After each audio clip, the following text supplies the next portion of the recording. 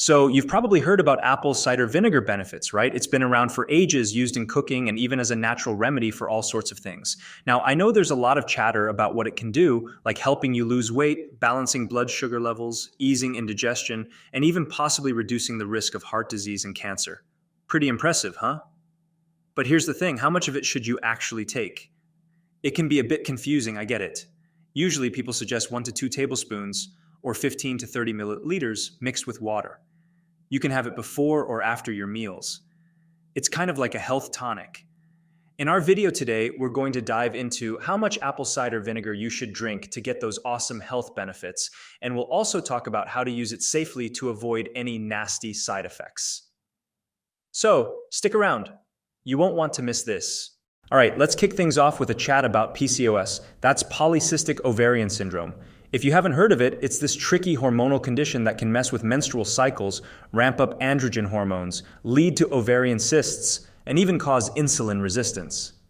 Now, here's something interesting. There was this study a while back where women with PCOS tried drinking 1 tablespoon, that's about 15 milliliters, of apple cider vinegar mixed with roughly 7 ounces or 100 milliliters of water right after their dinner. And guess what? They actually saw some pretty neat improvements in their hormone levels and started having more regular periods. It's important to mention, though, that we're still waiting on more research to fully back this up. But so far, it looks like just 1 tablespoon a day could be a simple yet effective way to help manage PCOS symptoms. Next on our list is something super important: managing blood sugar levels. Now, if you've ever dived into the world of natural health remedies, you've probably heard that apple cider vinegar is kind of a big deal, especially for folks dealing with insulin resistance. Here's the cool part. When you take it before chowing down on a carb-heavy meal, it actually slows down how fast your stomach empties itself. This means you won't see those crazy spikes in your blood sugar afterward. Plus, it makes your body more responsive to insulin, which is great for moving glucose from your blood into your cells, helping to lower your overall blood sugar levels. And you know what's even more amazing?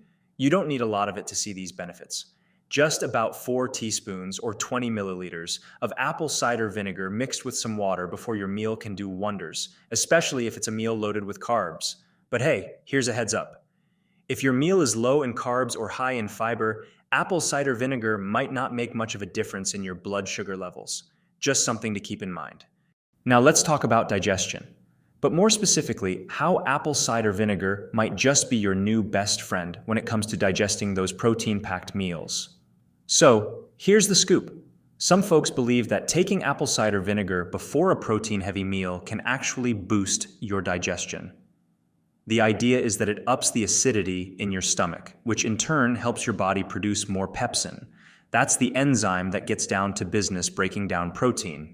Now, I've got to be honest with you. There isn't any solid research backing up using vinegar specifically for digestion, but other acidic supplements like betaine HCl are known to crank up stomach acidity. So it's possible that acidic foods like apple cider vinegar could have a similar effect.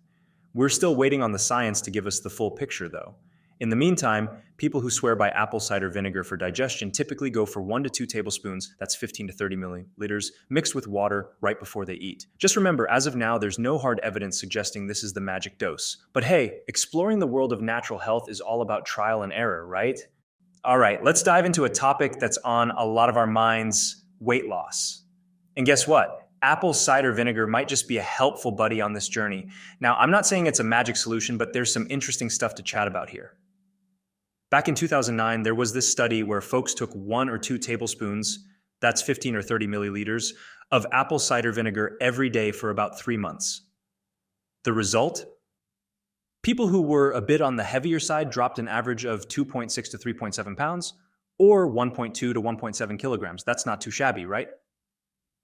Now, if you're thinking of giving it a try, just stir 2 tablespoons into a glass of water and sip it before your meals. Some even mix it into their salad dressings for an extra zing, but here's the deal.